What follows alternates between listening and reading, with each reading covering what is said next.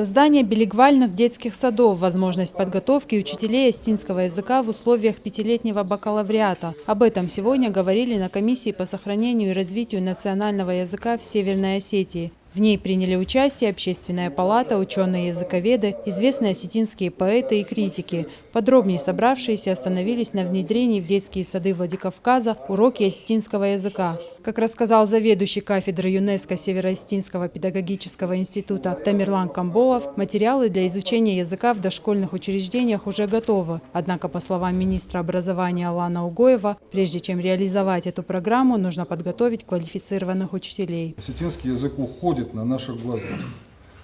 Значит, при этом это происходит по разным причинам, и одна из них – это психологическая неготовность осетин к тому, чтобы взять каждому на себя ответственность за его будущее.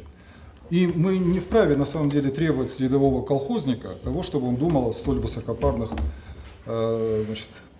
вещах.